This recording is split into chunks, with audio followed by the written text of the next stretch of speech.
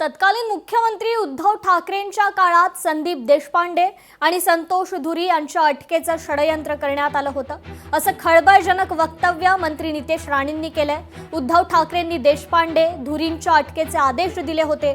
मंत्री नितेश राणेंनी हा खळबळजनक दावा केलाय, तर दोघांविरुद्ध षडयंत्र असताना फडणवीसांनी त्यांना मदत केली असं देखील राणे म्हणाले।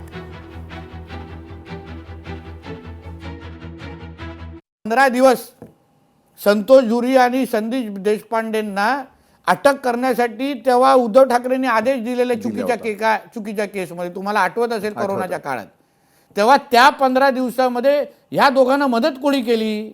फडणवीस साहेबांनी केली। देवेंद्र फडणवीस त्यांच्यासाठी उभे राहिले।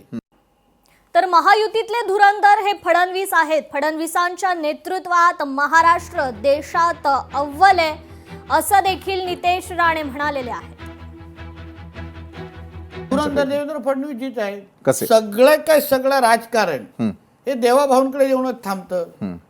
सगळ्याच्यावर रामबाण उपाय हा देवेंद्र फडणवीसजींकडेच आहे। तर मुंबईच्या महापौर पदाबाबत देखील मंत्री नितेश राणेंनी मोठं वक्तव्य केलंय। मुंबईत महापौर हिंदू आणि मराठीच असणार असा विश्वास त्यांनी व्यक्त केलाय।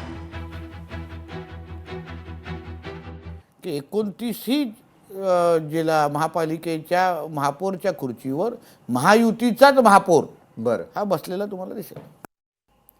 तर कोकणी माणसांनी ठाकरेंना नाकारलं असल्याचं नितेश राणे म्हणाले। आम्ही कोकणात रोजगार देणारे मुंबईतला तरुण पुन्हा विकसित कोकणाकडे परतणार असंही नितेश राणे यांनी म्हटलंय। तर मुंबईतला तरुण पुन्हा विकसित कोकणाकडे परतणार, आम्ही कोकणाचा विकास करणार असं नितेश राणे म्हणालेले आहेत। निवृत्त हा शब्द राणे साहेबांच्या डिक्शनरीमध्ये नाही। त्यांनी भाषणाच्या बोलण्याच्या ओघात मी घरी बसीन ते त्यांच्या बोलण्याची शैली आहे। त्याच्यामध्ये कुठे निवृत्तचा हा शब्द आला?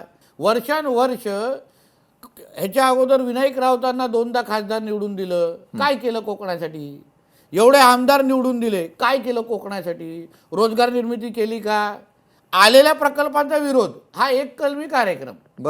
आणि म्हणून जनतेने पाहिलं, निहाळलं, अनुभव घेतले आणि आता जनतेने स्पष्ट ठरवलेलं आहे की भारतीय जनता पक्ष आणि महायुतीच्या रूपाने अगर राणे साहेब आणि राणे कुटुंब अगर आमची सेवा करत असेल तर आपण त्यांना संधी दिली पाहिजे। लोकशाही मराठी ऐका, पहा, जागरूक रहा।